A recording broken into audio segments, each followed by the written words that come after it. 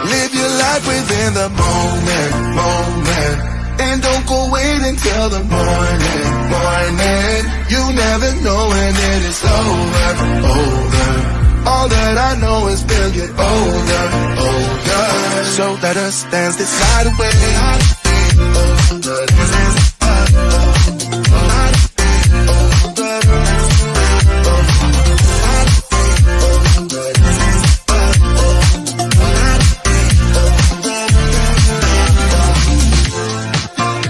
Our bodies move to the groove and the light that flickers. We get lost in the crowd, it's getting thicker. We get away from the drinks and chatter. Haven't said a word, but it doesn't matter. Feel the air getting thinner. Standing in a blurry dream. No one else can see us. Live your life within the moment. And don't go wait until the morning. You never know when it is over. All that I know is we'll get older. So let us dance this night away.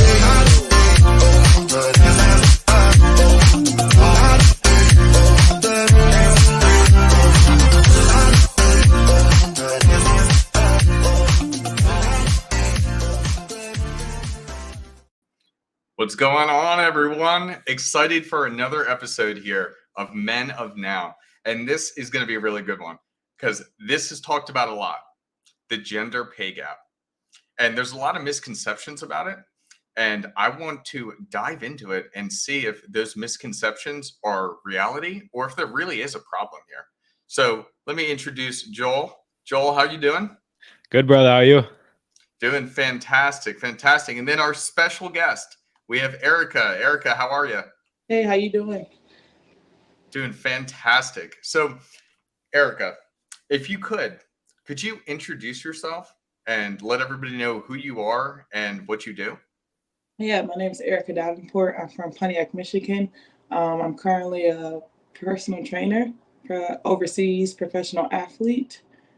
And that's it. That's all. That's me. That's good stuff. And you're a professional athlete playing what? I play basketball. Yep. See, that's why I think it's going to get interesting because I know there's a lot of talks between the NBA and the WNBA, and we'll get into that later. But that's why I thought you're a perfect guest to talk about this. Perfect. I'm excited to jump into it. Awesome. So first and foremost, I want to share something here that I found very interesting. So when it comes to the gender pay gap, they essentially have been saying that women tend to make like 70 cents on the dollar for any given job. And there's been studies that prove this. Now, one of the things that I find interesting about it is it doesn't take into consideration the actual job that they're doing. And that actually became very, very apparent to me when I took a look at this here. Are you guys able to see this? Yes. Okay, so I was reading up on it. And there was actually pay scale, which is, I've used it before, especially when you're trying to find a fair market value for a job. They're absolutely fantastic. And it also helps you with like career growth, like knowing what to do next. Now, what they did is they tracked the information on this. And they actually found that there is a pay gap. So I will say right here, right now, there is a pay gap. However, that pay gap is 99 cents for every $1 a man makes as of 2023. Okay. And the reason why in their study, which I have up here, initially, it was looking like they were earning 83 cents on the dollar when the data is uncontrolled. Now, what does that mean? So essentially, when they're looking at the general data, they're not taking into consideration job to job. So let's say I'm a financial analyst and you're a financial analyst. They're not paying attention to like comparing those one to one. They're comparing it overall. And one thing that we found over time is that men like to work with things and women like to work with people. So it tends to be that women choose jobs that end up paying less. And so when you look at everything as a whole, absolutely there would be a wage gap, but certain jobs are meant to pay more. What are your thoughts about that? That the pay gap is essentially 1 cent. I don't believe that. I don't Really? know. I don't. Um, I like how you said that, like how women choose jobs like that sense. But I also feel like if I was going up as against the same job as a man, would I get it? And we had the same credentials and the same, what was I feel like he would get it more than I would. Why do you feel that way? I don't know. I feel like for as long as it dates back that I feel like men have always been considered the dominant gender and the dominant, so like I feel like it's very hard for me to believe that sometimes that like if we're going for the same job that I have as an equal opportunity and an equal chance to get the job just as he would. So I don't know. I think that it depends on a lot of different things, but I feel like going into it, I feel like a male does have a little bit more of an advantage when it comes to a job than I would. Now, one thing that's coming up as we're talking about this is this idea that, and it's I wouldn't say that idea, but what I've seen is a lot of jobs actually now in 2023 are hiring women over men. So this is something that has, I think, started to switch. So I totally understand where you're coming from, Erica. A lot of jobs actually they will, from what I've researched, is that they will still hire a woman over a man, even if the man does have more credentials, because they need and want the women in the workforce. So certain construction jobs, certain like kind of blue collar jobs, plumbing, for example, like a lot of female plumbers are in high demand. And I think going back to what Huz is talking about then is that I don't know a lot of ladies that want to be plumbers. I don't think it's every girl's dream to grow up and be a plumber. So what are your thoughts on that and like how things are starting to shift? I feel like that even though it is starting to shift, I feel like we're only getting hired because they need the diversity like rate to be in their favor for them not to be looked at as like they're not equal. I just feel like that at the same time it's touch and go because it's like yes you do want women to be in the workforce and you want them to be a part of your staff so you can diversify your staff, but at the same time am I now when I'm in that position am I going to be respected in that position? And I know that maybe goes among that, but am I going to be respected in that position and also get those same type of opportunities that a male may get? Just because I'm being hired doesn't mean that I'm going to get those opportunities or I'm going to get treated the way I need to be treated in that workforce. So yes, it's good. Yes, rightfully so. But also that doesn't mean just because you hired me doesn't mean you could put me on a lower kind of scale than you would a man who maybe not as qualified as me. That makes sense. Let me ask you a question. Do you believe that uh, women are just as capable as men when it comes to like being an employee like that? Yeah, most definitely. I feel like we do have the same like honestly, the only thing that I feel like is different between men and women is that like you guys, your genetic makeup, obviously, but I feel like we all have the same type of like capabilities, the same, then it comes with okay, maybe I study something different than you, that maybe I have the knowledge that you might not have, but you might have something different than me, or my personality might be different in that sense as like individuals, but I feel like we all do have those same type of capabilities that we can put forward. Yes. 100%. So then my question becomes, if you can hire, like, let's use the 83 cents to a dollar. Yeah. Okay. If you can hire women for less than you can hire men, how come all these companies aren't just hiring women? Because then it's going to be looking like they're just giving the woman the job and we're just putting more women in women. And I feel like they do want I feel like you need to diversify the workforce because we do have different ideas. We do have different type of, like, in that sense, like your idea might be different than mine, that I might not have thought of that, maybe because you experienced something different than I have. Sorry, my camera's sorry. You have experienced something different than I have. So I say you can't hire all women because you might need a male mind to, combat the woman's mind. So I think that it's good to have women and men in the workforce and at certain different jobs because it's good, like just anything, it's good to bounce off ideas. It's good for us to, how we're having this conversation. You're getting a perspective from a woman, I'm getting a perspective from a man, and then now we're having a conversation about it, like in that sense. Absolutely. Joel, what do you think about that statement that I had made there? If if you can hire a woman for 83 cents on the dollar, why wouldn't all the companies just hire women? Imagine the cost savings, and especially if they're all equally as capable as men. No, that's a good question. And I mean, hey, Erica, you're challenging some inner beliefs for this guy too. So this is why these conversations are great. And that is a good question. Like, because financially, it doesn't really make sense.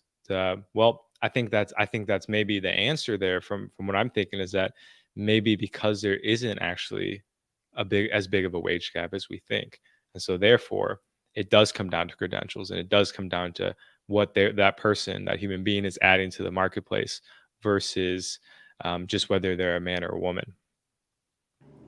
Yeah, it's very interesting, and I want to dive into some additional topics on this as to maybe why. So I'll go ahead and share my screen again with something else I want to talk on. So here we go.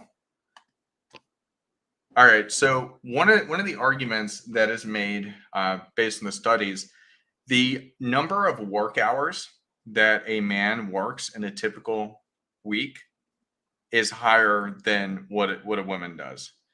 And this is just data, and it's not to say that women are lazy or whatever, but I found it very interesting that no matter where they are, whether they're single with no children, married with no children, or married with children, no matter what, everybody's surveyed, it shows that men typically work on average more hours in a given week than a woman does. What are your guys' thoughts on that one?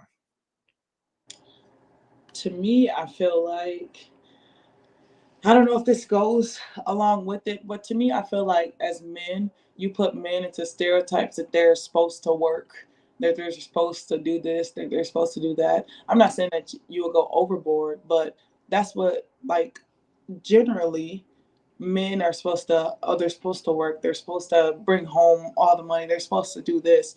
I don't know if that goes into those categories or anything, but I don't know. I feel like as men, I'm asking you guys, do you feel like that you have to work long hours? Do you have to, put in that type of work? As for me, I'm like, I put in my work, I put in my hours, I put in everything I'm supposed to. I'm gonna go home and then refresh and come back the next day. What do you guys think? That's a great question. Fantastic question. And what came to mind for myself was this idea that men provide for families. They have a big responsibility. And this is not to say, of course, that now we're in 2023, women can bring money to the work, to the family, etc. But what I think about it, when I think of like a traditional family, I do think of a guy coming home, caring for the kids financially, and for his wife, who is usually often staying at home with the kids. And this is because, well, women are great caregivers. You have that nurturing side that a lot of times men don't have. You've seen it when a guy tries to watch kids for the day. By then they're just grunting and oh, it's like the kids they need their mom. They need to someone like that nurturing, soft presence, right? So for us, it's almost biological. It's like we're bred to provide for others, for other human beings, and that does often require very high hours. Now, of course, we have anomalies in both directions where you have guys that are just loaded and they're getting passive income, they have a business, so they hire out, then they get to go and spend more time with the family.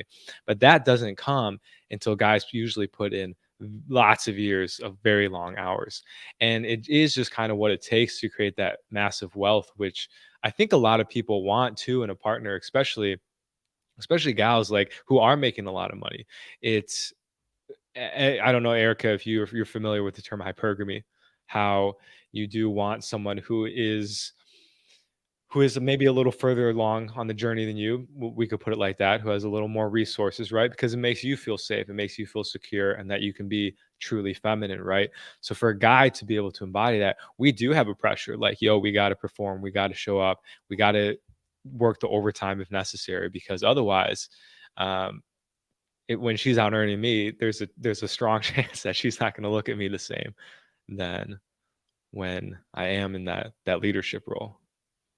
I think there's a pressure as well. There's a pressure as a man to succeed, and I know that innately for myself. I got to do it. So um, that probably forces us to work a little bit harder, to work a little bit longer, because I know inherently that if I'm a bum and I'm not succeeding, what woman is going to want to be with me?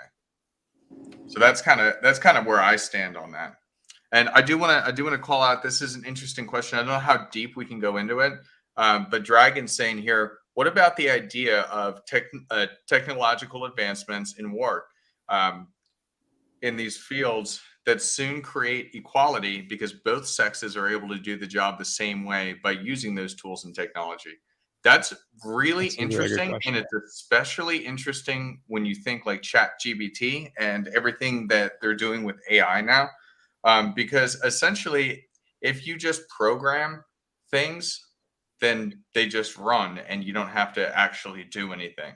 Now, do women like programming? Most do not.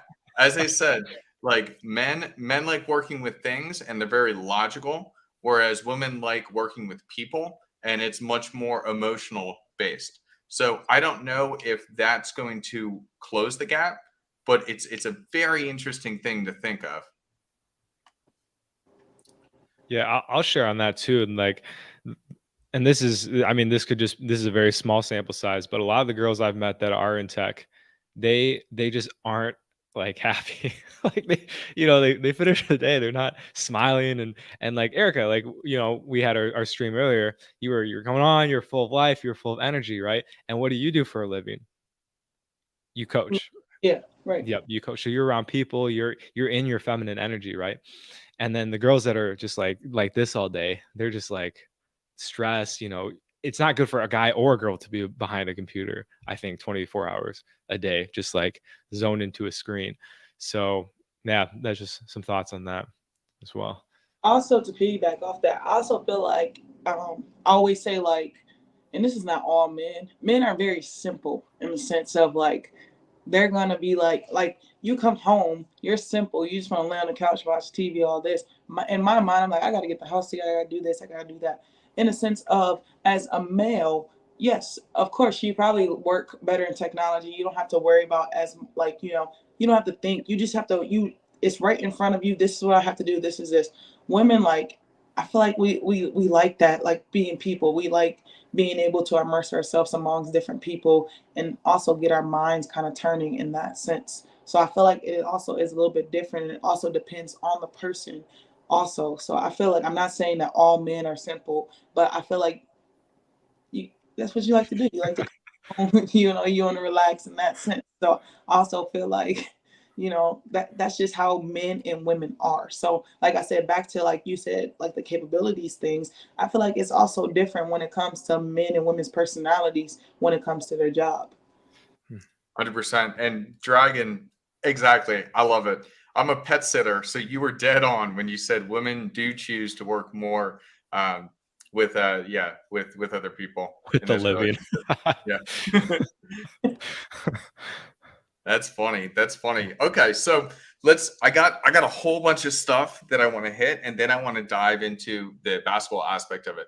So one of the things that I found interesting as well, let's talk briefly on advocacy. So in every study that they've done, men are inherently more aggressive. Okay. So that means they're more likely to ask for a raise than women are.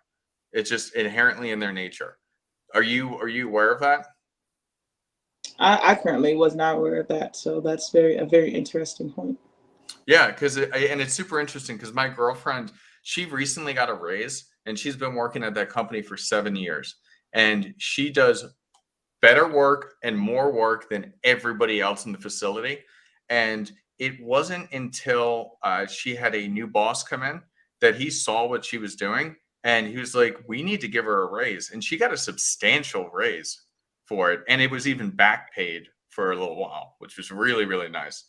But she told me, and we talked about this, and she's like, I don't want to cause waves. And so, like, that's why she didn't ask for it. And I found that very, very interesting because she was waiting for it to happen.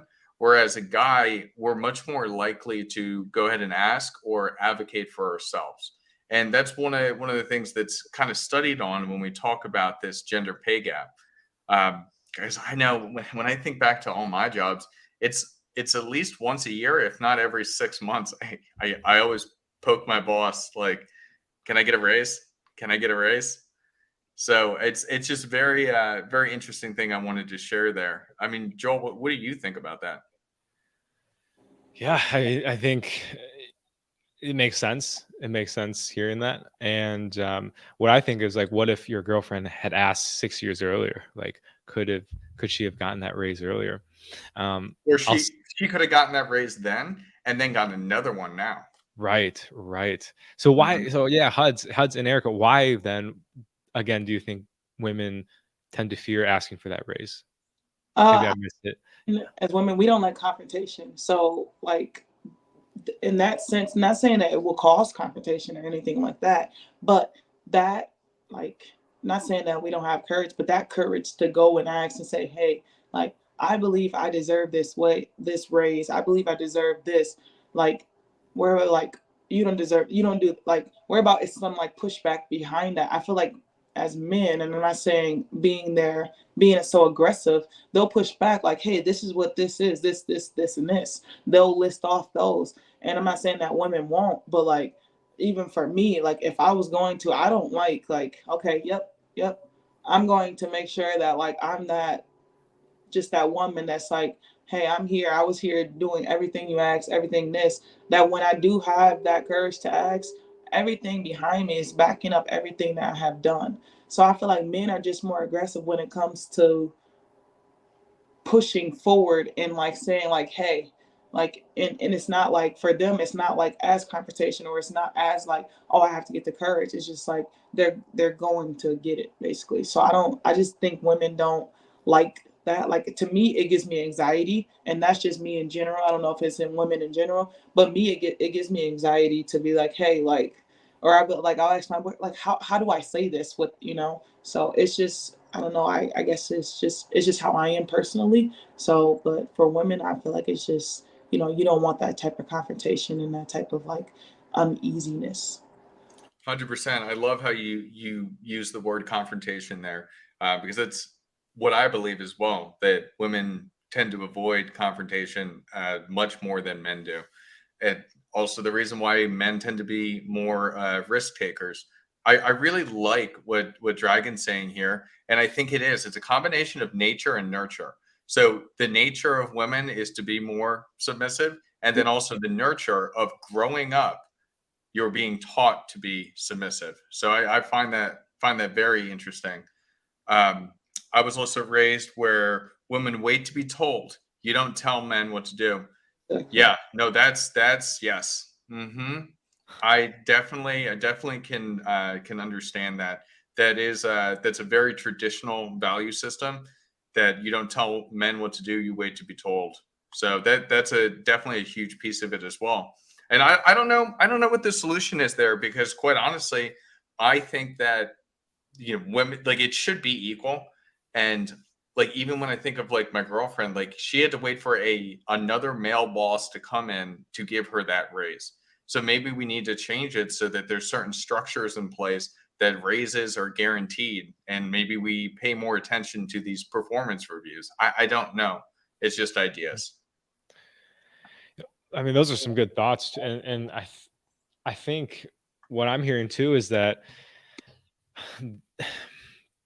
maybe we do just embrace this part of our nature, right? That we as men, we're going to go out there and be more aggressive, not on the basketball court. Erica, you you whoop my ass there, but in terms of the workforce, uh, like maybe that's just it. We go out there and we ask for those raises. Women, you do stay in that submissive, um, more or less confrontational role, right? Maybe that's not a bad thing.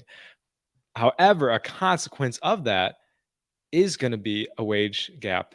Like it's just like unless you are willing to go and step into that discomfort, there might not it that might be the answer to decrease that if there is one. See, but also piggybacking off of that is just saying that, like, if you're saying like of years of women being submissive, I feel like we also have to break those stereotypes. As a woman being, I'm a very aggressive woman, I should say, in the sense of many will be like, oh, she's very boyish. She's very excuse me, she's very boyish. She's very this just because I am aggressive. I know what I want. I will go and get that. But to be labeled as boyish just because I am in that sense is just like, okay, that's what women don't want. Just like if I'm relating it back onto the court, I'm very like, I'll play with the guys. I'll play with the guys. I'll go out and but I'm also going to be labeled as boyish or this or that just because I am that type of aggressive role. So if we need to make some changes in the sense of we need to stop labeling and putting people into these categories of like, yes, don't get me wrong. Yes, there's male and there's female, but because of a woman and how she kind of portrays herself and the characteristics that she has, oh yes, that's she's more boyish, she's more of a male. Or if a man is more submissive and maybe he doesn't work those long, that's more of a one. Like we need to stop doing that because if we keep doing it, then we're gonna keep being labeled into these categories and these roles of like being submissive or being aggressive. Yeah, I mean that's fair. That I think that can go down a whole nother rabbit hole that I would love to speak on, but I don't want to. That'd take a long time because I'll dive into it. But I think that this is a perfect time to segue as you're mentioning the basketball and going out in the court and playing with the boys. Let's talk about the NBA and the WNBA because you're a professional basketball player, and so you see and you probably have heard and read people complaining about how much women are paid versus how much men are paid. What is your opinion on that? I think it's unfair. I do. I think that we have some very like talented women in the sport of basketball, and we also have some very talented men in the sport of basketball. But for us to label ourselves as professionals and men that label themselves as professionals, it means two totally different things. I feel like as a woman, we really try to like hype up the sport and even the WNBA and the NBA. The NBA right now is just a lot of people enjoy it. Why? Maybe it's because of the oohs and ahs, the dunks, the people, the capabilities of a man. Um, it could be that. Now, when it comes to a woman like the WNBA, it's kind of hard because like the WNBA it's very much growing. It's very much becoming more and more. But it's just it's hard. It's very much hard because the WNBA is growing. But I just feel like because of the capabilities of a man, I feel like that they're viewed more and it's more televised and there's more money being put towards it. So it's kind of hard to compete with that. I feel like as women, we are, it's coming along, but it's not coming along fast enough. Fair enough. So let me kind of put some things in perspective here. And none of this is meant to be rude. It's just facts and figures and stuff. So in a typical NBA game, how many times are there dunks? Yeah, a lot of times, like Yeah, it's a lot, and it's yeah, it's cool. It's cool. That's part of the. It's kind of like a show, so yeah, it's really cool to see that. right. Now, do you know how many women in the WNBA who have ever dunked?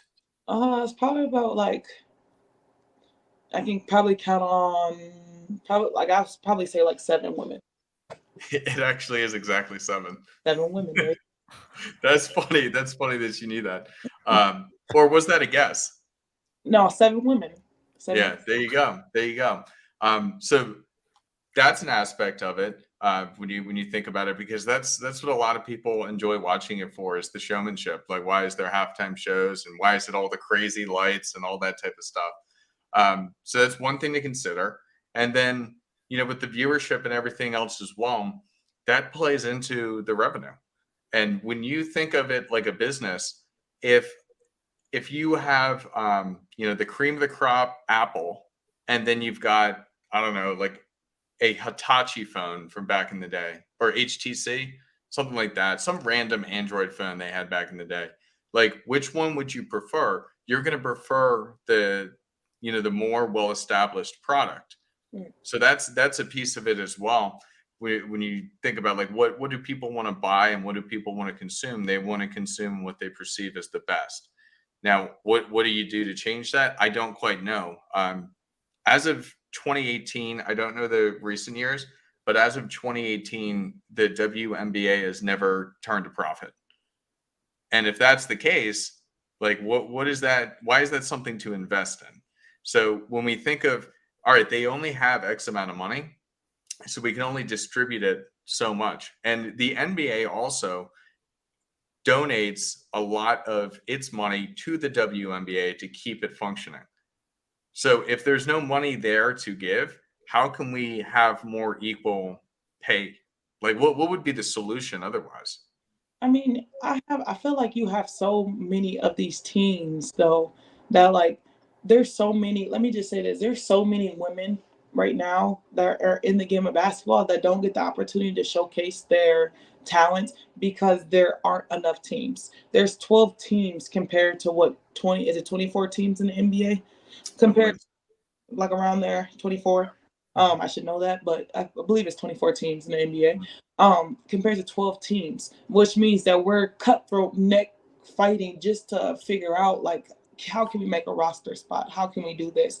Also, our season is cut to I think it's 4, 5 months, maybe 6 months, compared to It's much shorter. much shorter compared. So that means that you got a shorter amount of seasons, which means a woman can last a lot longer going to these men who are playing 82 games out of the year, and they're getting injured, and they're constantly people coming in, which means that we have women in the WNBA who are in their 40s, still playing, about to turn 40 years old, still playing, when you have new people coming in. So first of all, it's not many spots for us to showcase like our skills, which means that if we have these people coming in who are oohs and ahs, who are actually really good players, but they're getting cut from the roster because there's not enough space, we can make some more teams. That would also help a little bit.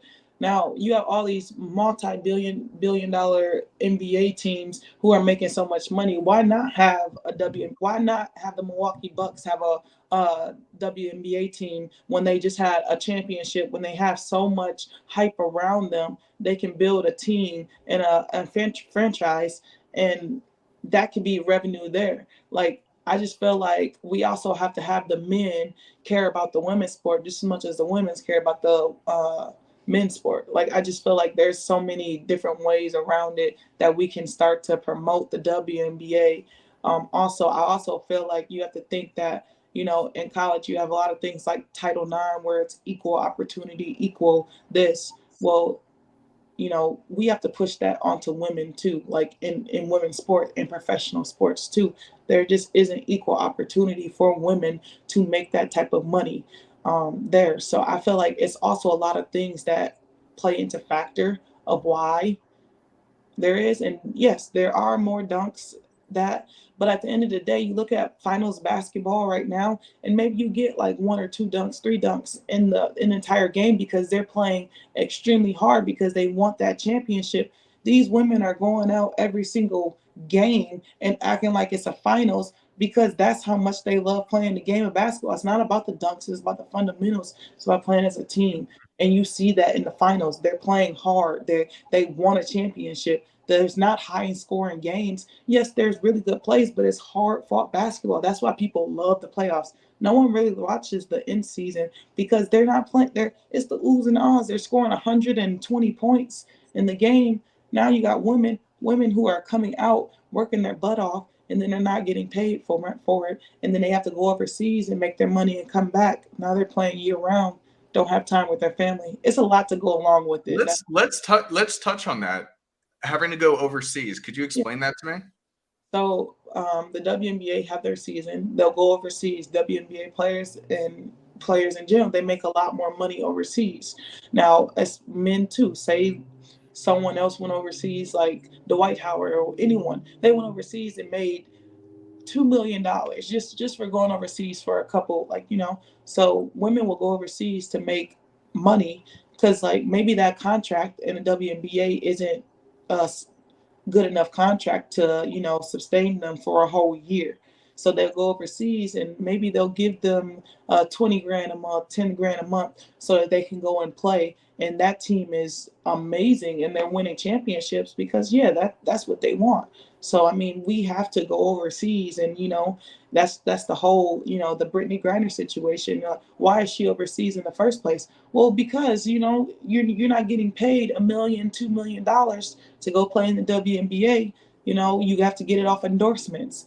Just because you're in the WNBA, it's not exciting. Like when you go to the draft for the NBA, as soon as mom, you can retire, dad, you can retire. You go to the WNBA, it's like, mommy, I might need some time for you to. So it's just hard, and that just comes with that wage gap. It's tough. Yeah, that was super interesting to me as I did research on all this stuff, like understanding like how many people have to go overseas just to make it work. And it's crazy that they'll pay so much more than we do here. It seems like the organization itself is not structured appropriately. Yeah. Something seems off to me. Yeah, it's definitely going overseas is always like, if you get cut, like like okay, just because you were in the WNBA, you have that type of WNBA caliber player. They go overseas and they make way more over there, and it's like, well, I'm making my money. Then it's it's a discussion of WNBA players was like, well, why are you playing overseas? It's like, no, the question is, why am I playing in the WNBA? Like Mhm. I'm not making that type of caliber money. And at the end of the day, like of course basketball is a passion for all of us and we really love it. But at the end of the day, like your passion is just like LeBron. Basketball is probably his passion. His passion is able to fund his life. Most for us, it's not able to fund our life. And that's the hard part. That's a really good point. That's why, like, when you think, outside to other sports, you think like Tom Brady, you can't keep that guy out of retirement. Yeah. He's retired. He wants to come back. He's retired. Like he can't make up his mind because he just loves it so much. And he's he's in his 40s, and football is a very dangerous sport. And he's one bad tackle away from snapping some things up, but he can't stop because he just loves it. But I feel like for Tom Brady, like all he knows is football. you know, it's football. So what is he gonna do outside of these people been playing since they've been, you know, however young, so that's all they really know. So if that's all you really know, I mean of course you're gonna keep coming back to it because that's what you know. Yeah. Erica, what is the difference in pay from overseas to the US? So like what would some girl hooping in the WNBA make overseas? Same caliber, skill, I etc. don't want to get this wrong, but like say like a rookie contract could be anywhere maybe from like 40 to $50,000 for that salary year. For those however long as the WNBA season, compared to maybe if you go overseas and you're a high level player, you could be making for 7 months. If you're a top level player, maybe you can make around like $10,000, $20,000, depending on who you are and what you are. I know they say like Elaine Delandon is a big player. She makes $1 million overseas. Now maybe she doesn't make that anywhere near in the WNBA. It just kind of depends on the player. First of all, it depends on the player and their caliber of are they a star in the WNBA? Are they getting endorsement deals? Or it depends on a lot of different factors rather than a G League player can be the minimum amount of salary for them, which is $100,000. And it's like, well, how can you tell me a G League player can make way more than a WNBA player who's a starter? Yeah, I would say so. Some of the numbers, Joel, I think you may have picked up on that. I think some of the numbers were, I was confused on something, but I would say, and correct me if I'm wrong in this assumption, it's around like 5 times as much you can Yeah, make. probably, Yeah. yeah, around there. So it's a good amount, but like depending on, like I said, who you are, like say you're coming off like you're not a WNBA player and you're just going over there, say you're probably making like 4 or 5 thousand a month around there, or 3,000 a month, like for 7 months. Like that's not sustainable, but I mean that's your passion, right? So compared to like someone who's just, going over there, like say like you're at a low D1 for a male, you're going over there, you probably can make a good like around like $6,000-7,000 over Mm, there. So it's just, even if it's just a male in general, just you make a little bit more. So it's just hard. mm. It's Interesting. interesting. Interesting. Makes sense. Yeah. Yeah.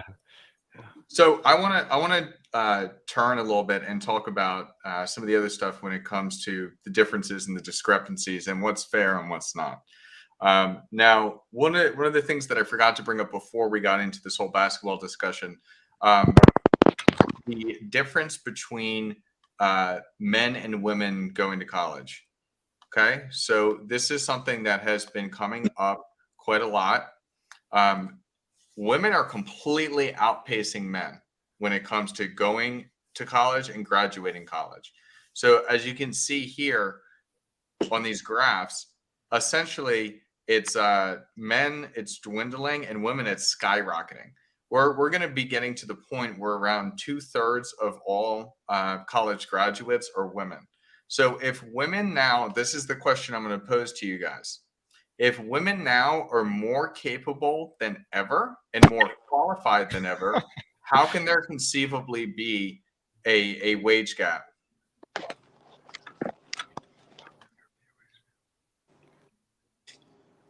Oh, It's a good question, isn't it? it's a great question. It's a great, um, I think personally, it goes back to what we talked about earlier. Is that what the question is? What are those people doing with? What are the women doing with their degrees, right?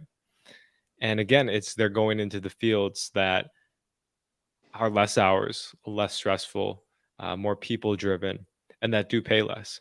Whereas the guys that are getting the degrees, they're going into finance, they're trying to work on Wall Street, they're trying to make the big bucks, which sometimes requires maybe law as well.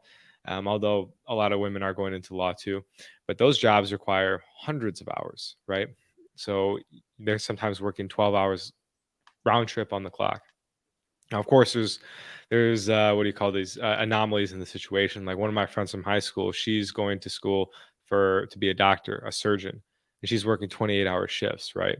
So she chose with her degree to go in, and she's going to be making $1 million a year, right? But is she really happy? That's the question.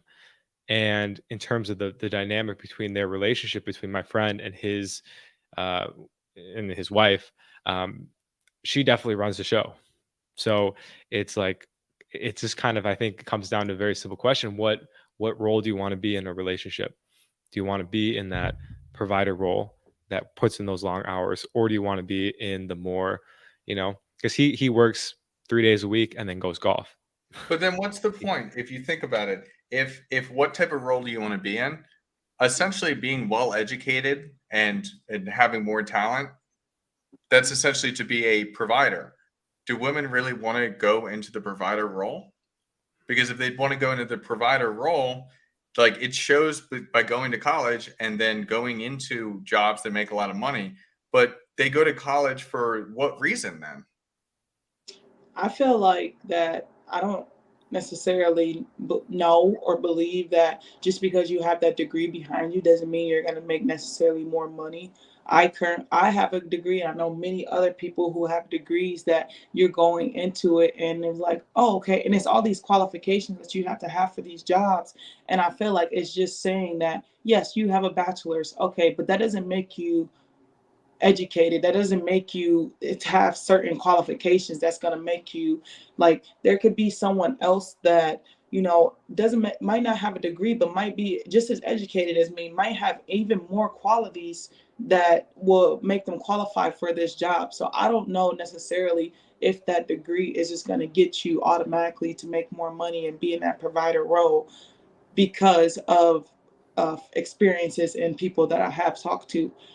So I don't know. I don't know necessarily how that fits, but I don't know.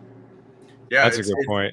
Very good it's point. Yeah. yeah, it's definitely very interesting. I feel like the way that society is set up, we're almost like expected to go to college, and so I think that that could be a part of it as well. And Dan, shout out to you.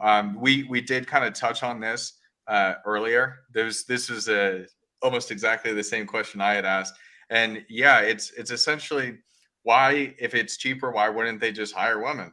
But a lot of it comes down to what women are choosing to do. They're not all going into those types of logical or programming or financial roles. They like doing some of the other stuff. Let me see what else you had said here. As women become more educated and earn more money, their pool of men to see this is a conversation topic we can get into a little bit later. I want to make sure I hit the rest of the points here. So now I wanted to touch on that, and now I want to flip it back to specific roles when we're talking like NBA versus WNBA. Now, it's all about supply and demand. If there's no demand and there is supply, it doesn't. Or if there's supply but no demand, doesn't matter. So let's talk for a second on modeling before we hop into a couple different ones. So modeling. Why is it this is so unfair? Why is it that male models don't make as much as women? I think because, like, as a woman, like, I think about looking as like a woman, like, we take care of ourselves. We keep, like, I'm not saying men don't, but I'm saying in general, like, I think men like to look at women more than women like to look at men. That's just So then could the argument be made that people like watching guys fly through the air at 6 foot high elevations right. more, yep, than women jumping through the air So or are just having so that hat. should Because, but you have to think at the same time, when that's the sense, men are showing their masculinity when they're doing that. Like, they're strong, they're muscular. Oh, they can jump. Oh, they can do this. And they also know when it comes behind it. Let's just say this: take away, keeps men, like, they can jump high, they're strong, they're this, but take away their money behind it. Will women still want them? Will women still be attracted to them? They still want to be around them. They know that Yo, when that's an interesting question. That's an interesting question. If they didn't make the money that they do in the NBA, would they even care? yeah, would it? I don't What do you know think? about that. I don't know about that. I know, like, for a fact, like, if you're in some of the lower leagues of fighting and stuff, like, it's still attractive. But for example, lacrosse. Yeah. So I played lacrosse growing up, and professional lacrosse players make dirt. Like, it's worse than, or it may be around the same as like WNBA. It may actually be a little bit worse.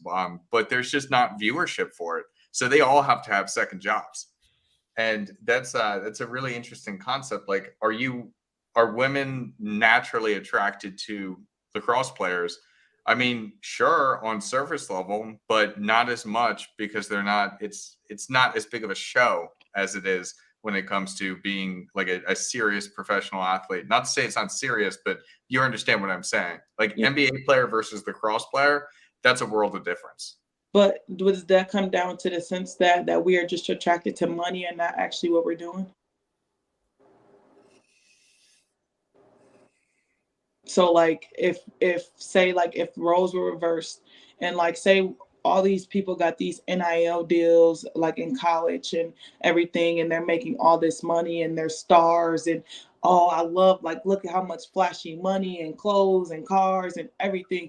That's attractive, right? But like now Mhm. at these low level players who may not have the NIL deals who are just as good, and like now they're not. So like you're saying, are we just attracted to the money, or are we attracted to what they're actually doing and their capabilities?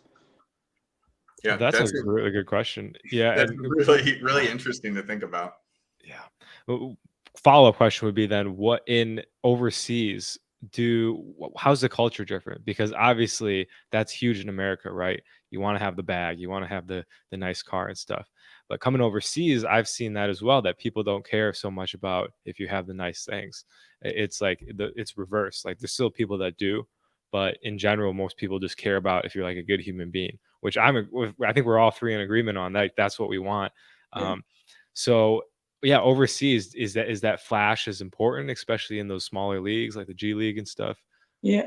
Well, I feel like when you're going overseas, you're going over there because like you're a professional, so you're going over there to make essentially they're paying you to make that team better. They're paying you to come and go over there. So I feel like in a sense like you're that flashy person without it even being there because you're that American coming or whatever, you can go to any country. You're coming over there to, like you're that player, or you're supposed to be, So I feel like it's also a little bit different when it comes to overseas to like a G League or NBA. Oh, that's true. Just like a Luca's coming over here. They're like, oh, we see something in him, and he comes over, and it's like, oh, like wow, he's just, and he's coming from a different country, so they're bringing him over, like, yeah, he's really good, just like the same. We're going over there, like, yeah, he's really. So it's kind of like the same thing, like Jokic, like he's coming, oh, he's, Jokic, so it's Giannis, yeah. going over there, they're coming over here. You're going over there for a reason. They're coming over here for a reason. Okay. So then maybe the solution then it's about like the purpose. Like Yeah. it's more about the drive the human has when they're in that situation. Yeah, and what can they, honestly, it's kind of like what can they offer? What can they do? How can they affect this? Can they bring in like Jokic, he brings in views. He's entertaining to watch. He's really good. He has this persona about him. He has like like people really like him, right? They even call him the Joker. People want to come watch the Joker play. And then he has a whole country behind. So it's just that's what they want to see. So yeah. I got an interesting one. This kind of can transition us forward on talking about this, and actually answer Dan's question now that I think about it. So as Dragon was saying here, the people want to look at women more because women are objects of beauty and men are objects of utility. It's what you can provide. So when Dan is saying this here, as women become more educated and earn more money, their pool of men to date decreases, whilst as men become more educated and earn more money, their pool of women to date increases. Now, essentially what he's saying here, and it does kind of make sense, why would you rather be dating an NBA player than a professional lacrosse player? Because of the money and the flash, and that's attractive to women. And in turn, then it becomes attractive to men because I'm seeing these basketball players making all this type of money and getting all the girls. Then I want to play basketball. And like as a kid, I'm seeing this, and these are like icons. Like I want to be just like LeBron. So it totally makes sense because we as men, we inherently know that our success defines us. And then with women only date equal or up. They don't date down. Whereas a man is willing to date down. It's just this is biology and inherent. We can dive into it if we'd like, but it's how reality is. I don't care if I'm dating the cashier at my local Walgreens because I already plan to just take care of her. If she's sexy as all hell, doesn't matter. But if I'm a cashier at Walgreens, she's not. She's like an attractive, like well-performing rich girl is not going to date me. Does that make sense? That concept?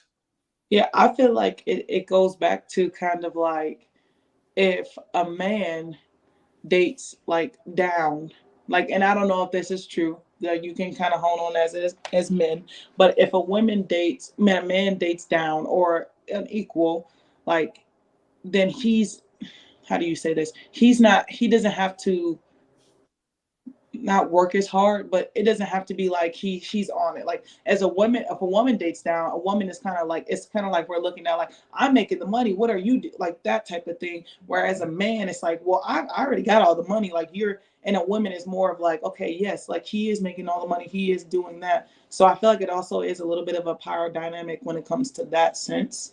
So I think that's kind of hard because it's like, as a woman, for me, yes, I want to date. I don't necessarily want to say I want to date up. I just want, how I'm looking at it is, I just want a good quality man who is going to be there and by my side. Now, men might look at it a little bit differently. So Yeah, but what if he's a good quality man, but he doesn't work? I mean, we got to work to live, don't we? Yeah, You know, But he knows you're making overseas hoop money, so Yeah. he's like, Yeah. I'm gonna be the best quality man because my girl's balling and bringing in the you're dough. gonna do everything in your possible, like, to make sure that they're comfortable in a sense. They don't have to worry about anything else but working because they're providing. Yeah, let me ask you the question then. Let me ask the question. So if he was making a stable amount of money to live off of, let's say he is a cashier or something and he's making enough, it's fine, stable enough, and he's such a good quality guy, he's fun to hang out with, but he has no ambition to do anything more. Would you date him? Like that's his goal. That's where he wants to stay That's at. it. He's good. I feel like it depends on your goal. For me, I want more. I want you to shoot for the moon just because I know I'm gonna do that. You get that? Because like I want match. I want you to have goals. Like I never want to be complacent. That's my whole thing is I never want to be complacent. So I'm gonna match someone who has the same goals as me, who wants to shoot for the moon, who wants more out of life. And then maybe once we get to that point where we're like, yes, this is where I want to be at, then yeah, that's fine. But like that's just not my type of man. Maybe that is that if yes, let's be comfortable, let's stay right where we are, both be cashiers, yes. But I also think it goes back to your own values and what you kind of want. I will say this: I got caught smoking weed in high school. My dad sent me to McDonald's. I was working. At Yeah, McDonald's. because you were high and hungry, right? I had the munchies. Yes. And my dating life dropped significantly as soon as I put that hat on. But I had ambition. I had spark. I was a varsity athlete. But hey, I'm just saying, cashiers, we have it rough. So See, it's different. I worked as a cashier too, and I had a job that was more attractive than anything compared to if it was the opposite way. But how you said it, you had ambition though. Like, oh, maybe one day I'm going to own a McDonald's, like whatever it may be. right. That wasn't like your goal that I'm going to stay there because I mean, I don't know how much now cashiers make at McDonald's, but at the end of the day, I don't want to be living in a small town house and having to work paycheck and paycheck. I don't think anyone does unless really what they're happy with. But I mean, I feel like if you want more, then you gotta go get more. Oh So yeah. let me ask a question. Hold on. Sorry, Joel. So, Erica, when you were working as a cashier, Yeah. did you still have men that were interested in you? Not at all. Really? Not at all. Huh. I don't believe that. I don't believe that. I also have to say that you have to think of the sense of that I was a basketball player in high school. I was a very aggressive basketball player. And that made me, to the sense, boyish. Men don't want boyish. Men want the lady, just like we're going back to men want something that they can kind of look at, that they can kind of like fantasize. They want like that beauty, So to me, that wasn't the sense of, okay, I'm working. Oh, now she's a masculine basketball player and now she's working at McDonald's. I don't think that those two line up very well. So that was the only sense. But I mean, that's also just, yeah. I like this comment Donnie's, here baby. from Dragon. I was not always. She's saying that she's asexual now, but not always that way, and would date men that were lower because I wanted to be a hero. That is true. That Mhm. is true. I do know women that have done this. And actually, like prior to meeting me, my girlfriend was in a similar relationship to that of like being the hero for, he was a guy, he was a parking maid, like a meter maid. So I can totally understand this, but it's not the majority. But there are plenty of women out there that are kind of like that. So that's a fair point. Now, I I want to ask a question too. I want to make sure I'm not forgetting anything. So, if we're talking about how things should be equal, how come you're allowed to start up an OnlyFans and show your feet and make hundreds of thousands of dollars in a month, and I can't? That's not what we want. That's not. We don't want your feet. Your feet might like. I don't know. Like, but you have to also ask. You're the one who's viewing the OnlyFans. So I mean, I should ask you the question that why do you want to see my feet on OnlyFans? But Fair we enough. don't, because we're not And that, creepy yeah, boys. and that But yeah. question Why? and that question goes out to the world Yeah, and all men out there. yeah. Why are you paying for it? Just stop paying for it and things will change. Otherwise, you Yeah. have all these women that are making a heck of a lot more than you by working a lot less. And then you're complaining that every girl that you meet ends up having an inflated ego and you can't find where did all the good women go? It's because you're fueling the problem. Yeah. Your vibe attracts tribe. That Yeah. was our last vid. When you're Hmm. spending evenings behind a screen doing naughty non-Christian things, that energy is gonna translate to the world for sure. I like what you're asking, Huds, because I think the point is that it's the market, right? The market decides what's hot and what gets paid. Same with the WNBA. It's not fair. And I'm sure there's a lot of guys that are like, dude, I take care of my feet. I get pedicures once a week. I file. Like I am on top of my feet game. But girls still aren't paying me for my feet, right? You would call them an idiot if they were complaining to you about it, right? Uh, you must find a different job, right? So I think kind of coming full circle is it's like, okay, yes, there's going to be some careers that women go into that don't get paid as much as men, but you got to accept that you're not going to get paid as much and choose the love over the money, because at the end of the day, again, it just isn't fair. Like same way if we reverse it, like, hey, I have a bunch of guys that are 28, we've been playing basketball our whole life, we never went to college, but we really want to get paid like the WNBA players. We'd love $3,000 a month to be balling every day, right? You would be like, well, you guys are idiots, right? Of course we're not going to pay you to play pickup hoops. But then we come up with like, well, it's just so hard. Like we have to go to our jobs every day and we have to work and we have to, we have our families to feed. Like this just isn't fair.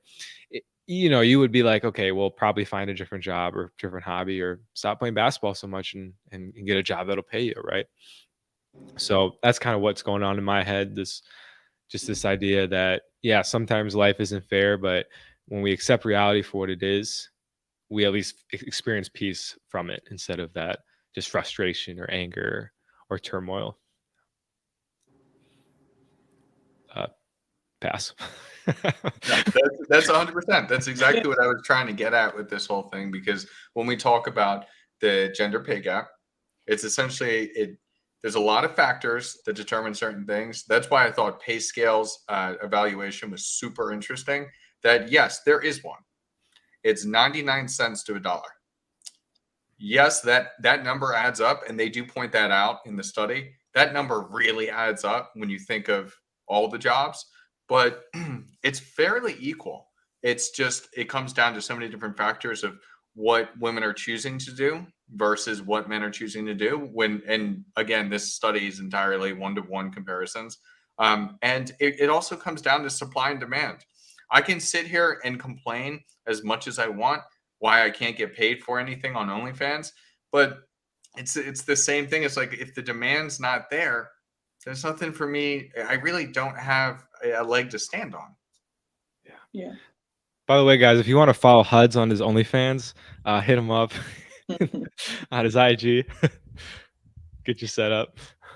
I also feel like when it's coming, like this generation that's coming up, And I'm not saying this in a bad way, but when this generation, the older generation dies off, there's going to be a lot of different changes that comes to this generation that comes. It's going to be a totally different, like, jobs, the way we our food, the way we think, just in a lot of different things, because we are evolving as humans. So like I feel like there we do have a lot of old standards and old ways of thinking that are kind of like played out, and we're thinking like, hey, why is that? That's unfair. That shouldn't be like that. So I really feel like there is going to be a lot of different like changes when it comes to like our generation coming up, because we are starting to realize, hey, like that's not cool. That's not how it should be. We are people. We are equal. We should be like, we can't help that we're one gender and you're like, we can't help the way we were born. Like, yep, I'm going to be a woman. I'm going to be like, we can't help that. So like, I feel like there is going to be a lot of different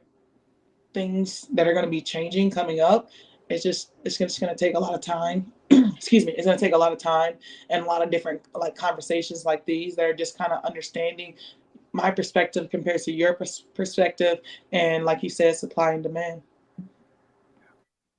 100%. 100%. 100%. Well, do you guys have any other? I think that's everything I hit on my list.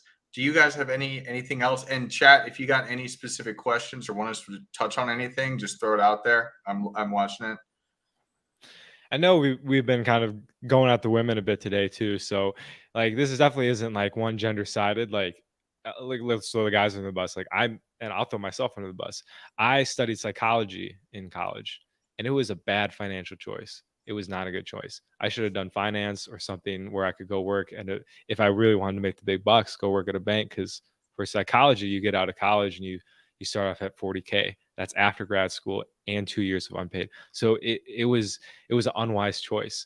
And like it's again, this isn't like a attack on women. This isn't an attack on guys, but just as people. And Erica touched on, and I touched on this earlier. You got to be wise in your choices. Same with like OnlyFans. Like, yeah, you might make bank at like a lot of money if you're a girl doing it, but there are going to be some long-term ramifications that we are seeing now in the mainstream media, and it may really affect your ability to have a family down the line, etc. So it's just being wise and being smart with your choices, and listening to people like us who have made mistakes and lost lots of money doing them. So Yeah, I think that we maybe touched on it a little bit, but I just want to know from your guys' perspective, how would you feel if your significant other made a substantial amount more money than you did? How would I feel about that? Yeah, like how would you feel? Like, so let me actually change the question a little bit right now. Not change the question, but clarify and go in a certain direction. So were they making a significant amount before we started dating, or during when we were dating? They maybe got a new job, promotion, something like that. let's say during. During, I mean, that's gonna push me. Like, I'll be honest, that's gonna push me because I'd like to be in that leadership role. Now doesn't tend to be the types of women that that I go for, the ones that are so focused on going up the corporate ladder. Personally, my girlfriend is completely content with what she does, and she wants to be home with the kids. And during the time that we have kids, she's not going to be working, and only going to be working electively if she would like to. So for me, I can't fathom being in that situation. But as I said, if I were, it would just push me. It would just push me because I'd be like, there's no way this is happening. And I would have to somehow work hard enough to make more. That's fine. I like that. I don't know personally. I haven't been in enough relationships to know what. I'm guessing I would probably just not attract that kind of girl to begin with. Just again, hypergamy. Like, she probably wants someone higher or at least equal. So during the relationship though, yeah, it's like my ego part wants to say, yeah, be chill. Like, dude, if I could just like kick back, go hoop every day, and she hits the bag and comes back and work. But my guess is that she would come back and not be happy to see me. because I'd be like so like, full of energy and be like, yo, miss you. How was your day? She'd be like, dude, fuck off. Like I just spent 10 hours talking to people on Zoom. Like I really don't want this right now. Right. So I don't think it would be good long term, but you never know. You know anyone, Erica? That's look that's got the bag. No, Hey, listen, just- I got some friends who are making some bags. I can connect you. I got yeah. you. Cool, Yeah. cool. Tell her I beat you in basketball. They'll Yeah, respect. that's all right. That's all right. Yeah. You're much honestly, we can train together and everything, and we can honestly play some 2-on-2, and then we can get bags together. Cool, cool. I like that. I like I love that. No, that's good stuff. I love having these types of discussions. Like I love this. Like Dragon, thank you so much for being here and listening to this conversation. Um, questioning the gender pay gap now after the discussion. I love that because it doesn't matter if your mind is changed. It at least is your thinking, and that's what matters. We need to have discussions where people think. It's not you wrong, me right. Like there's too much of that in today's society. And so I think it's absolutely fantastic when we can come together and have a civil discourse exactly as we're doing right now. Absolutely. That's Absolutely. I think it definitely opens up a lot of different questions and a lot of different ideas. So I definitely 100% agree. All right, I got one final question and then we'll wrap. So, Erica, because this is a dating podcast, I want you to tell the guys your best advice when it comes to being a better man and attracting women in today's world. Yeah, most definitely to take care of, just because you're working and everything, take care of your household things. Do the dishes every once in a while. Do the laundry. Like, no, honestly, what it is honestly give and take. It's 50-50. Like, it's not going to be, it's every day is not going to be sunshines and rainbows. Like, you guys are definitely going to butt heads. You guys are going to fight. But it's honestly about give and take. And don't let social media, like, decide who you're supposed to be with and how you're supposed to be with that person. So I feel like social media kind of forms like, I'm supposed to be with a supermodel and this is how my relationship is supposed to be, instead of what's reality, and that things aren't always going to be okay. And keep your relationship private. You don't need everyone in your business and knowing, like, oh yeah, this is what this should be, and like having your friends hone in on it. Like, have your relationship private, love each other, communicate, because that's going to be the biggest thing. Communicate. If you don't communicate, then relationships is not going to work. And really communicate. Don't just actually sit there and figure out things. I find that's the biggest thing in my relationship, is talking about it and trying to understand, because at the end of the day, we all of us don't know what we're doing. We're two humans trying to figure out, like, okay, yes, this, we want to be together. This is how we want to be. We come from different backgrounds, different ideas, everything. So it's about communicating and about like loving each other, like genuinely loving each other. Because every day we're not gonna look totally beautiful, and we're not gonna be like, love your person and who it is, communicate, and that's all I have. That's fantastic. That's fantastic. I love how you speak on that communicating and that softness. I think that a lot of people in the dating space, at least from the men's side, there's like, oh, you got to be completely stoic and this, that, the third. Like, no, like we can't do that. And Dan's putting it perfectly. Like, yeah, these are good pieces as well. Making more money, bulk up your body, be emotionally available. Don't try to control her. That be emotionally available is so key, and I think it gets in men's spaces tends to get like pushed aside. There is no that is amazing advice when you're talking about communicating, and also being emotionally available alongside of it, that I've found in my own relationship, and it gets forgotten. Like we think we're putting out messages to men that acting in that aggressive stoic fashion and like kick her to the curb or back to the streets, like it's not helping men and women come together. Right, right. It's definitely.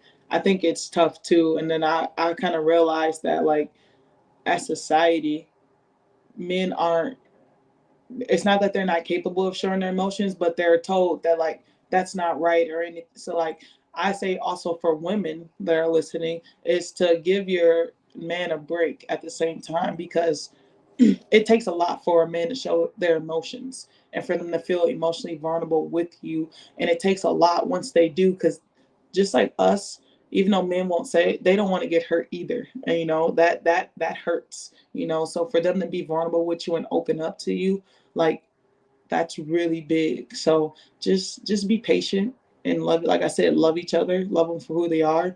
And like I said, like right now it's big. They social media dictates a lot of relationships, and everybody wants to put it on there, and everybody has an idea of how it's supposed to go. Just you and your partner, keep that in private, keep that communication in private, and be happy. I love that. That is some great advice. Joel, do you have any final thoughts here?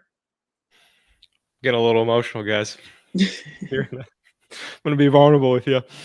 Uh, yeah, I really appreciate that. I spent the last probably six years working on how to tune into my emotions, and then I find content in this space, and it just said like, yo, like don't be a pussy, stuff your emotions, like never show.